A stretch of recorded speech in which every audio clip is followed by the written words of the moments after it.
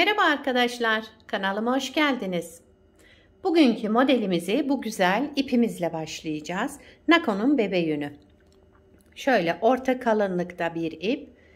Kullanacağım şiş 3,5 numara. Modelimiz oldukça güzel ve gösterişli bir model. İnşallah siz de beğenir, benimle yaparsınız. Yapım aşamalarına geçmeden önce kanalıma abone değilseniz ücretsiz bir şekilde abone olup videolarımı da beğeniyorsanız beğeni yapmayı, yorum yapmayı, beni desteklemeyi unutmayın arkadaşlar. Şimdiden hepinize teşekkürler. Dilerseniz yapım aşamalarına geçelim. Modelimize ilmeklerimizi alarak başlayalım. Şu şekilde birinci ilmeğimi aldım. Bu model için 10 ve 10'un katları artı 3 ilmek sayısına ihtiyacımız var.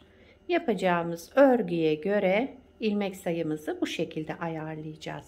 10, 20, 30, 40 diye devam edecek. En son 3 ilmek daha ekleyeceğiz.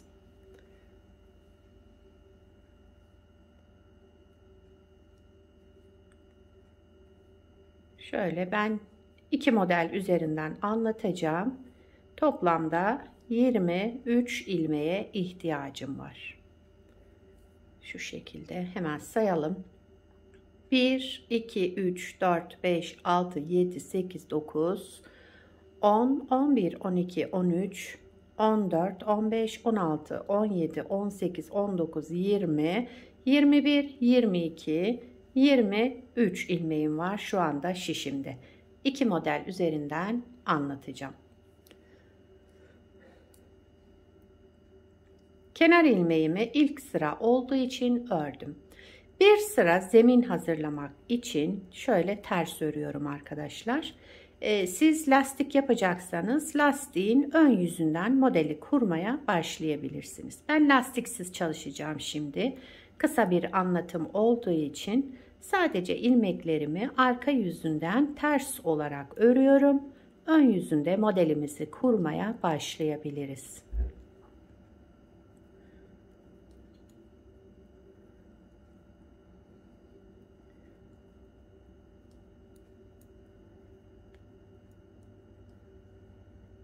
Kenar ilmeğimi de ördüm. Bir sıra ters ördüm modelin arka yüzünde.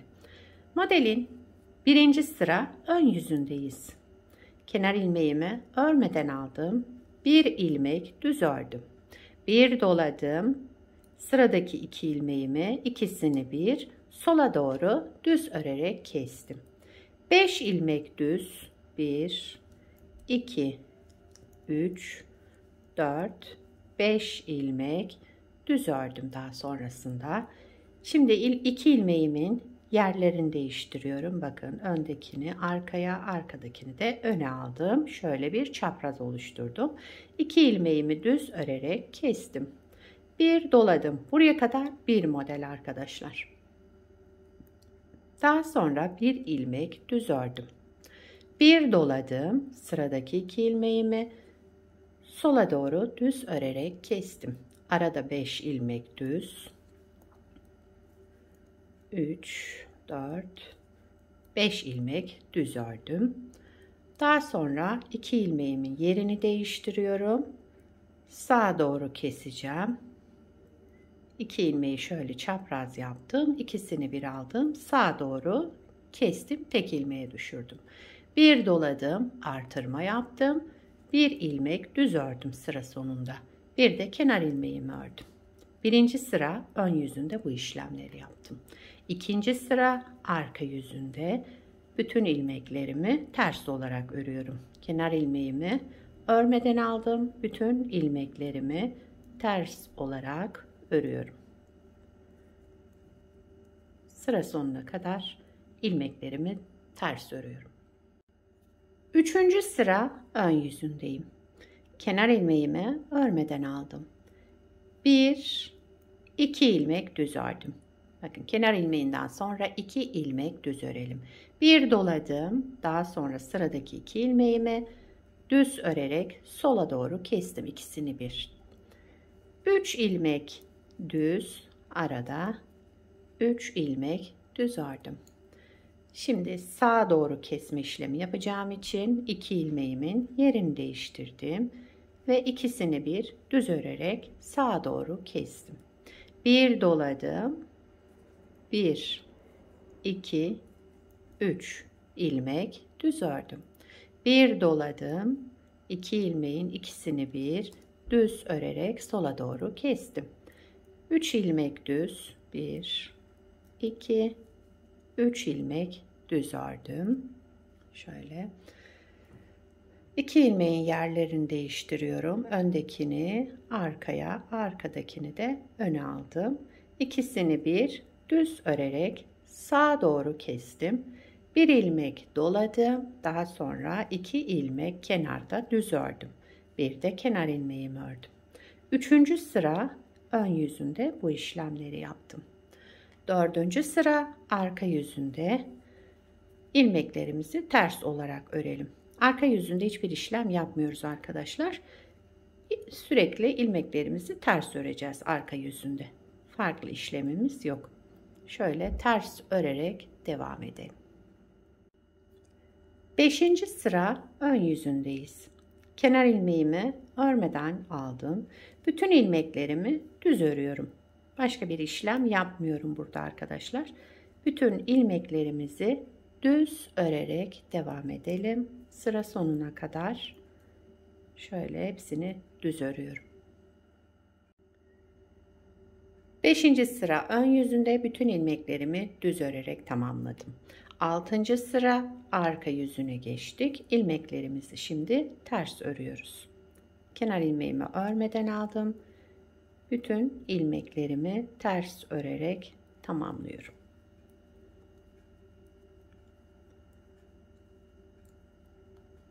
Şöyle.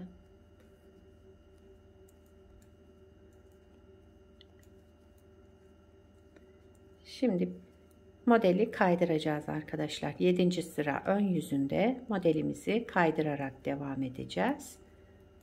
Şu ajurlu kısmı diğer düz olan kısma getireceğiz. Kenar ilmeğimi ördüm. 6. sırayı bu şekilde tamamladım.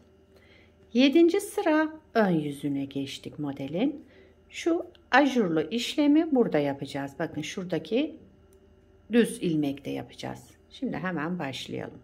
7. sıra ön yüzündeyiz. Kenar ilmeğimi örmeden aldım.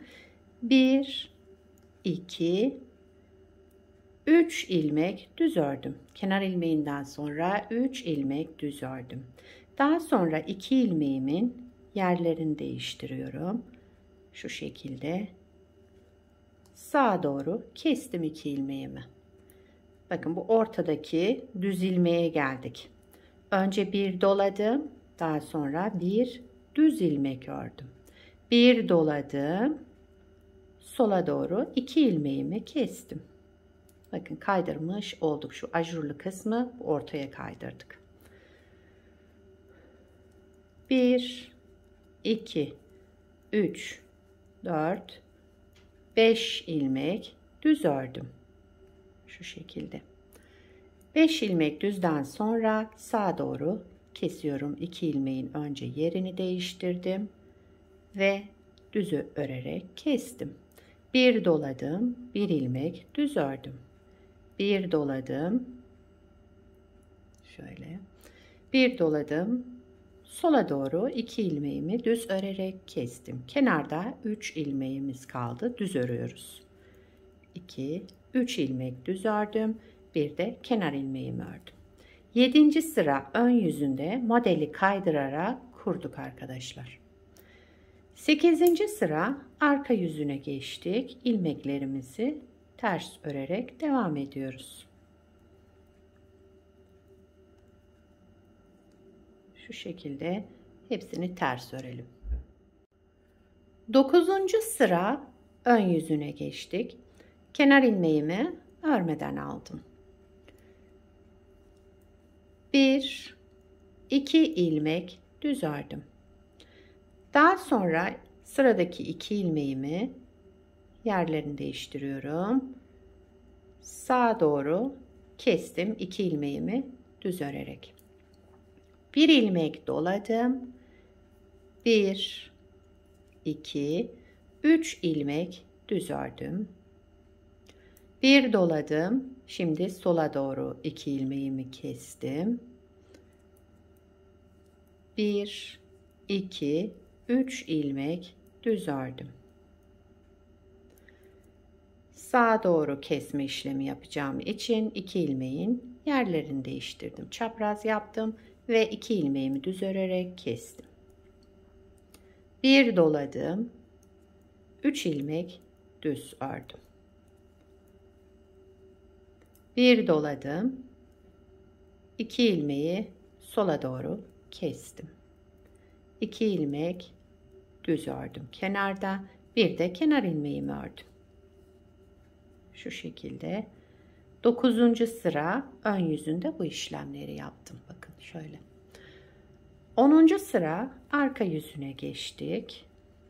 Kenar ilmeğimi örmeden aldım. Bütün ilmeklerimi ters örerek devam ediyorum. Arka yüzünde dediğim gibi bütün ilmeklerimizi hep ters öreceğiz. 10. sıra ön yüzünde kenar ilmeğimi örmeden aldım. Bütün ilmeklerimi düz örüyorum. Ajurlu kısmı tamamladım. 10. sıra ön yüzünde ilmeklerimizi düz örerek devam edelim sıra sonuna kadar.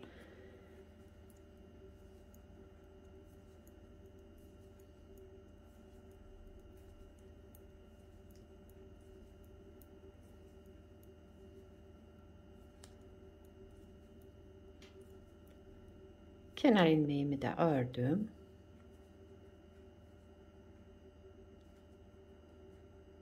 ...11. sıra ön yüzünde bütün ilmeklerimi düz ördüm.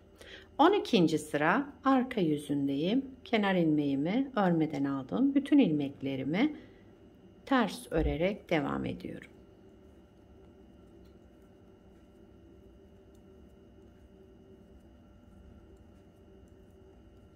Şöyle ilmeklerimizin hepsini ters örelim. Son sıramız, modelimiz hep bu 12 sıranın tekrarından olacak.